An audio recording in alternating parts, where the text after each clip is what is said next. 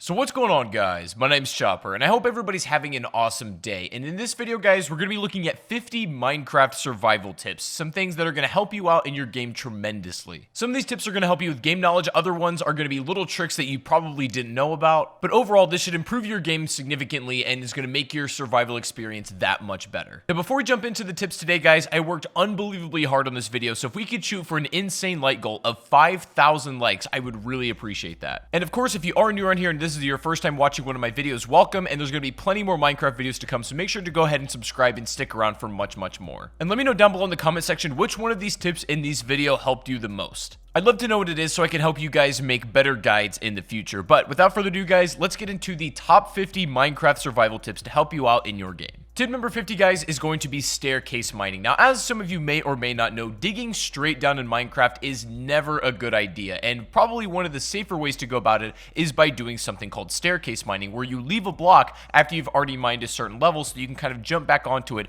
after you've gone deep enough and you want to get out. What this ends up doing is it makes it a lot safer so you don't fall, and also makes it tremendously easier to escape once you're done mining in that particular cave. So in general, I always recommend you incorporate some kind of staircase mining depending on where you're going. Tip number 49 is a nice little trick that will save your life when using a water bucket. Now, in general, I recommend you carry a water bucket, and we're going to talk about all the things you can do that are useful with that a little bit later. But one certainly thing you can do if you're falling from a high up place is to save yourself by placing water at the right moment before you hit the ground. And the way you do this is spam your jump button and also spam your place button as you're falling. And just before you hit that last block, that water should be able to save you and you'll take no damage at all. Number 48 is going to be to isolate your ores when mining. For example, I'm going to show you right here what this could look like. If you stumble across some diamonds and they're maybe in a little bit of a rough spot, that could be dangerous if you lose them and you mine them in the wrong spot. The best way to do this is to cut out everything around it so the block is sort of just hovering, and then when you know it's safe, you go ahead and pick up that very valuable ore, because the last thing you'd want to have happen is to mine that ore and it ends up falling into a lava pit or somewhere where you just can't reach it. Number 47 is going to be using your swimming mechanic properly. Now, before I got back into Minecraft, the swimming mechanic was not a thing, and so when I got back into the game, this was all brand new to me. But when you hold shift while you're underwater, you go into a swimming animation and you go significantly faster than you would if you were just sort of like wading in the water. And so this is the best way to transport. You can cover some pretty nice ground doing this. If you come out of the water, you will leave your swimming animation, but it is the best way to swim hands down. Coming in at number 46 is going to be making coal blocks for better efficiency. Now, I recommend doing this in a couple circumstances. Either if you're going to be transporting a lot of coal from one area to another and you want to save space, it's good to make them into blocks. But also, if you just want to maybe burn a little bit more materials, then coal blocks are better to do it than just single individual ores. But either way, they're both very good. If you're doing some serious smelting, and I mean like absolutely serious, then probably make coal blocks, as the efficiency will count in that regard. But otherwise, you can do what you feel is necessary. Tip number 45 is going to be trading simple items to villagers to get emeralds. I don't ever recommend your primary source of emeralds being mining it, because you're just not going to find too many. If you trade simple items like some vegetables or whatever you have at your hand to get some emeralds to begin with, trade up with some other villagers, and then eventually work your way up to maybe getting diamonds from some of them or just some really top tier stuff, that is the best way to make use of all your excess items you don't want, and then also use your emeralds, because you can't make tools out of that kind of stuff. You also really have no other use for emeralds besides maybe decoration, but I really recommend using those as a currency to get good stuff from the villagers, after trading your throwaway items, of course. Tip number 44 is going to be using your gold nuggets to make healing items. Odds are, after you've done quite a bit of mining, you're going to end up with a bit of excess gold, and clearly you're not going to really want to make that your primary source of tool making. So what are you going to do with all that excess gold? Making gold nuggets and then placing it on a lot of your food items is going to be the best healing item you could ever give yourself. Golden healing items are the best thing to have against the fight if you're facing a really difficult enemy, or if you're just in a lot of trouble and you don't want to lose your stuff and die. A gold healing item can instantly restore you back to full health and can save you from a lot of bad scenarios. Number 43 is going to be using redstone to make safety doors. Now, the best way to do with all your excess redstone is to maybe make some kind of safe for your valuables, and then make it so only the door will open with an iron door using redstone. You can open it from wherever the trail leads, wherever you want the lever to be to get into that safe, but it's a good thing to hide all your valuables. Number 42, if you're ever exploring underwater and you come across one of these temples, odds are you're going to find some underwater zombies, and these guys can be a little little bit tough, and some of them throw tridents, which travel really fast underwater and can just absolutely beam you. Now, and your problem is bows aren't super effective down here. However, you can still use them. But what you're going to notice is that your bow drops off significantly while it's in the water, but you can still damage if you compensate a little bit and just aim higher. I don't recommend you fight these things unless you absolutely have to, but that's the best way to go about it to keep them away at a distance, is to compensate with your bow a bit if you're stuck underwater. If you are going to be traveling underwater and swimming and exploring, then if you have armor and enchantments at this point, I recommend going for the ones that are specifically made for the water. For example, you can get an enchantment on your helmet that actually allows you to breathe for longer underwater. You can also get an enchantment on your boot that makes you be able to swim much faster while you're underwater, even if you're in that swimming animation, and it's great. I absolutely recommend it if you're going to be doing any kind of water exploring. Number 40 is kind of an organizational tip that I think will help you in the long run. I recommend when storing food, you have two different chests. You have one for cooked materials and things that are ready to be used, and then you have another chest for raw materials, just so when you kind of mix things up together, it gets a little bit disorganized. And if you do it right, making food, keeping the production up, and then also organizing your raw and then cooked resources makes your life way easier. Speaking of food, tip number 39 is going to be opening up multiple food sources for yourself. Now, it might take you a little bit to get to this point in the game, but eventually you'll have enough of a farm where you'll have a bunch of vegetables going at once. You can even have an animal farm for some just like extra sustenance. If you're able to set up multiple farms and you do them right, you'll never ever have to leave your house for food, and it's just almost an infinite generating source. Combine that with the fact that when you organize your food properly, then you'll never ever have to worry about food again, and you can focus your time on other stuff. I recommend setting up as many vegetables as possible, as well as having like both a pig and cow farm at the same time. Tip number 38 is going to be taming yourself a wolf and having it as a companion. Now, you can do this with multiple animals that will actually be your companion if you do it right. Like, for example, you can tame a llama if you so wish, and you can tame multiple animals as well, but definitely one of the essentials is to tame a wolf, have it as your companion, because it'll do so many great things for you. It'll follow you wherever you go. It'll fight for you if you start attacking something, and can be like a second hand in saving your life. Keep in mind, you cannot bring them to the nether, unfortunately, so they're going to have to stay in this part of the realm, but you can leave them in your house if you like as well. And as a side note, I just think they're honestly pretty cool to keep around. Number 37 is remembering that you can use excess wood as fuel if you so need to. Now, I don't recommend this for most players because odds are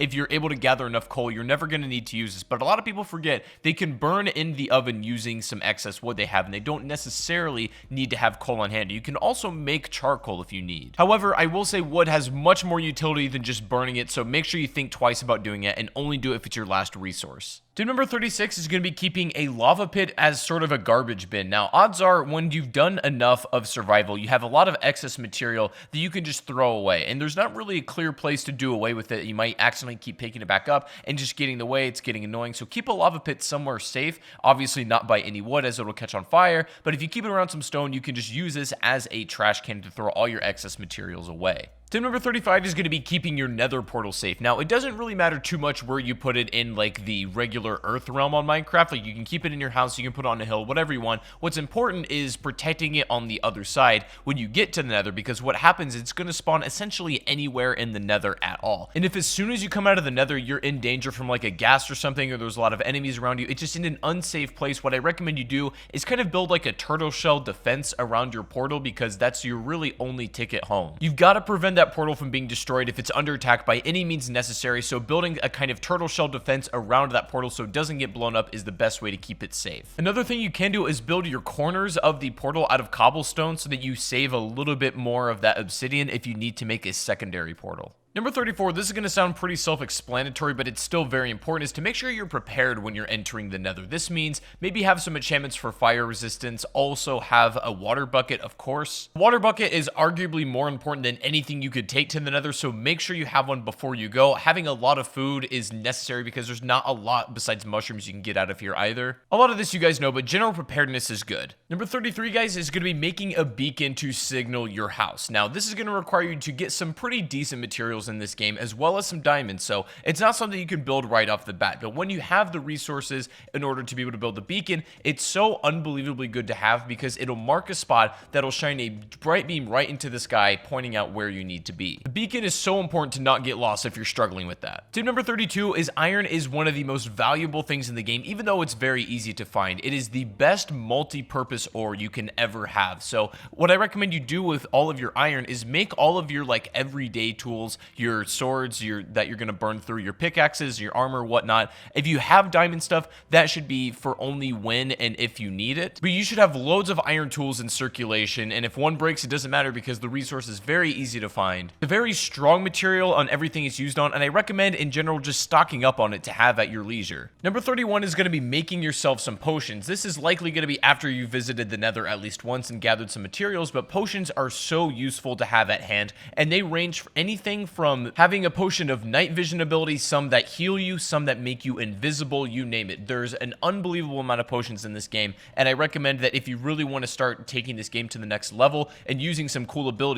to invest in that. You're going to need to get the required tools and materials to brew the potions, obviously, but it's definitely worth something sinking your time into. Tip number 30 is going to be looting desert temples if you're ready and you know what you're doing. Now, this is basically like a big noob trap here. If you don't know what these are all about, it'll present to you a chest at the bottom of the temple that looks very easy to get. But as some of you experienced Minecraft players, you'll know that this is a trap and you'll end up dying. The whole temple will essentially explode if you kind of fall into the trap. But clever players know a way around this, and you can actually get the loot out of it. Some of the loot you can find are things like saddles. You can find horse armor. Some really rare and interesting items can be taken from these desert temples, but they obviously do come with a risk if you're going to be approaching them. And that leads nicely also into tip 29, which is going to be raiding woodland mansions also if you know what you're doing and if you're ready. The thing is, these woodland mansions are a little bit hard to raid and kind of come away with it alive, but if you're able to do so, most likely you're going to come away with a totem of undying, and essentially this is an item that if you're holding it in your hand and you take a death, it will instantly revive you. Minecraft right now, this is really the only way to cheat death like that, and it's probably the best item in the entire game. Again, looting a desert temple or trying to raid a woodland mansion both come with their risk, but they certainly have great rewards if you're able to do them correctly. Number 28 is going to be crouch walking backwards when fighting spiders, as it's going to make them a lot harder for them to hit you. This works best on spiders, of course. All enemy types aren't going to have a hard time if you're crouch walking backwards, but if you're specifically fighting a bunch of these, then this might not be a bad thing to do. Tip number 27, we talked about the benefits a little bit, but I'm going to go into more detail here. Carrying a water bucket for literally doing anything is a must-have, especially when mining.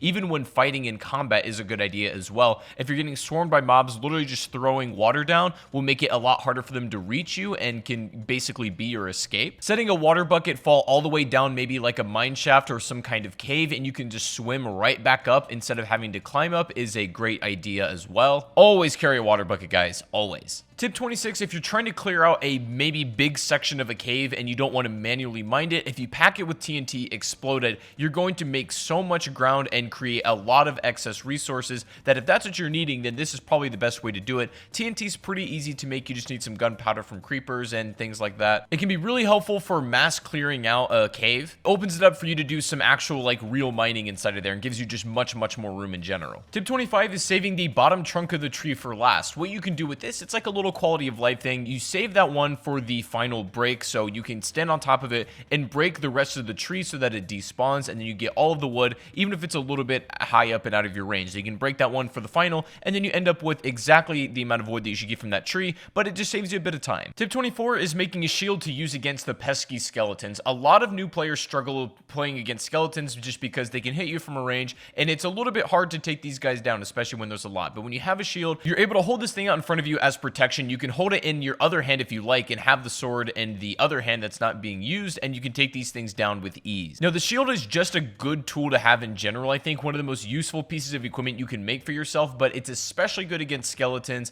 and pretty much all of the other mob enemy types. In my opinion, a shield is just as crucial as having, like, say, a sword or, say, having a pickaxe. They don't take too much to put together. They last quite a long time as well, so they're all around amazing. Tip 23 is going to be sprint jumping. Now, this is a pretty easy one to get a hold of. This is just jumping while you're holding your sprint key. It's the easiest way and fastest way to get around as well. Faster than sprinting. It does take up a lot of your hunger, but it is by far the most efficient way to get around. Now, if you have it as a setting, I recommend you turn it off because it's just easier to manually control aside from it making you auto jump, but it's the best way to get around and there's nothing really to it. Number 22 is to go ahead and make an anvil. Now, these are great for repairing all of your tools that maybe are low in durability and are close to breaking. All you need is the tool itself, maybe a resource, and then some XP in order to create this. Highly recommend you use this to maintain your valuable tools. This means like a diamond sword, a diamond pickaxe, and even armor. Anything you don't want breaking, an anvil will make sure that happens. Tip number 21 is it's going to be best to fish while it's raining. This will give you the best odds at getting a lot of fish. It's also really really good to do this when we talked about opening multiple food sources. Maybe while you have other food cooking, go ahead and start fishing to just gather some more raw materials.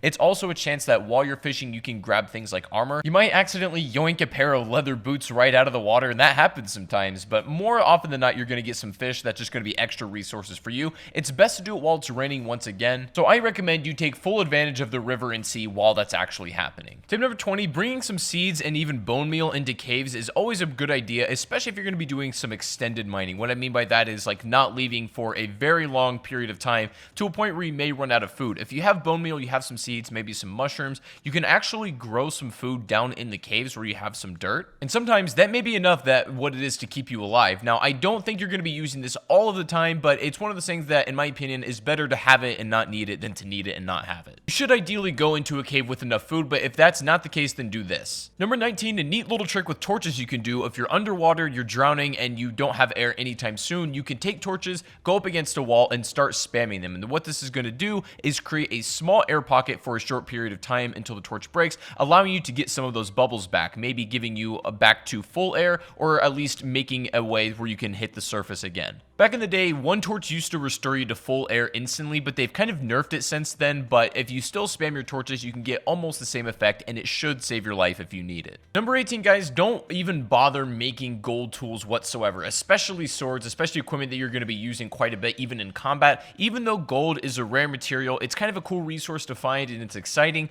Gold does not make for good utility. The hit power on gold swords is pretty weak. The durability on every single tool with it is very, very low as well. You're better off making iron for your, your general day-to-day stuff, but use gold for other things like healing items, not tools.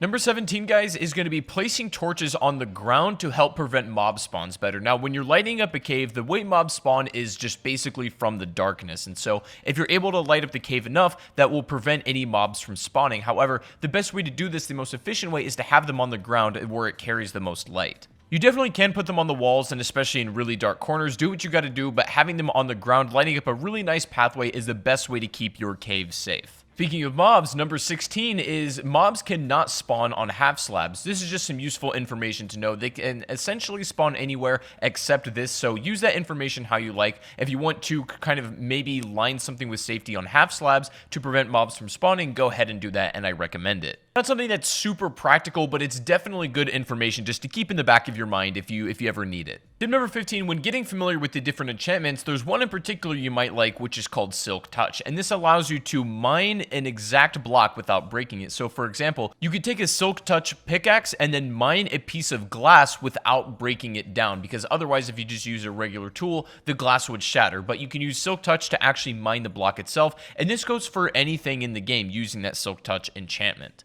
Also, speaking of enchantments, tip number 14 is I recommend you get another enchantment on your pickaxe called Fortunate before you mine diamonds. What this is going to do whenever you come across some diamond ore is you're going to net more diamonds out of that ore than you otherwise would without Fortunate. It's just a good thing to have in general. Tip 13 is going to know that different foods grant you different saturation levels. So for example, some lighter foods like an apple or a carrot are not going to last as long in your hunger bar as like more heartier food like a golden apple per se, or even like a steak or a pork chop. These things mean that the hunger bar will last longer. It's more of a heavier food essentially. So that's why sometimes you might eat like a lot of bread, but you realize your hunger bar goes down pretty quickly and you're wondering why. Rather you eat a steak and it lasts significantly longer. That's the reason. Tip number 12, if you're going to be growing sugarcane, which I recommend you do because it's a great resource, is to grow on sand. People claim that this is the best way and the fastest way to grow sugarcane, and the reason you want the resource is because sugar is not only an important ingredient in making cakes, but it's also really good for trading with villagers, as oftentimes that's what they want. Having a block of sand in contact with water, maybe near your house or by your farms, is probably the easiest way to go about it. Number 11 is keeping your hotbar organized. This is important, and there's no really right way to do it. You do whatever feels comfortable to you, but for me, I like to keep my sword in my first slot, either my pickaxe or my bow in my second,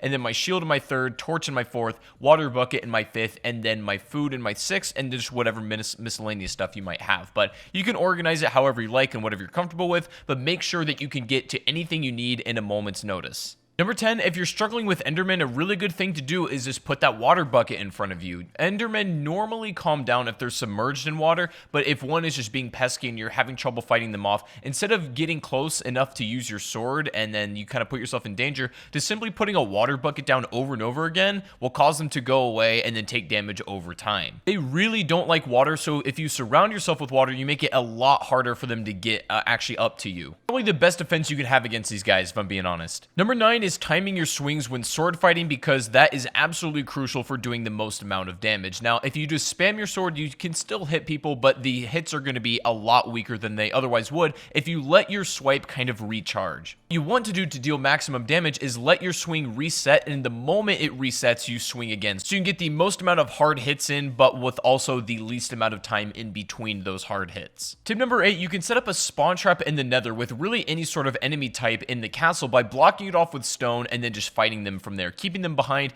keeping a spawn portal on the other side. You'll have infinite enemies and you can kill them at your leisure without really being in any danger. Infinite XP, and it's an amazing way if you just want to upgrade armor, make potions, that kind of thing. I really recommend you set up at least one of these. Number 7, upon defeating a raid, you'll be granted with the effect called Hero of the Village, and what this allows you to do is reduce the cost of the first trade with any villager by 30%, and it's something that's really going to be extremely useful. If you're trading something valuable, maybe in order to get diamonds, it's great for that. If you beat a raid, take advantage of this effect as much as you possibly can. Tip number 6 is keeping your ender eyes or anything extremely valuable in an ender chest. You can hide it somewhere in the world where it's basically no chance of being destroyed. Put the other side in maybe like your safe house, and the thing is, between these two chests there's a connection, so you can pull any items that are in that ender chest from either side, and this is the best way to keep ender eyes just in case one chest gets destroyed. You don't lose all of that progress. You won't have these right off the bat, but definitely invest in some ender chests when you can. Tip number 5, make sure you use your crouch walk when you're crawling through tight spaces, or if maybe you're high up on an elevation with a chasm underneath you. When you're crouch walking, you have zero chance when you're holding that crouch to fall off that side. Even if you kind of back up into it, you let go of that crouch, if you're still in that position, you won't fall. If you move any more farther than that while without crouching, then you will fall down that chasm,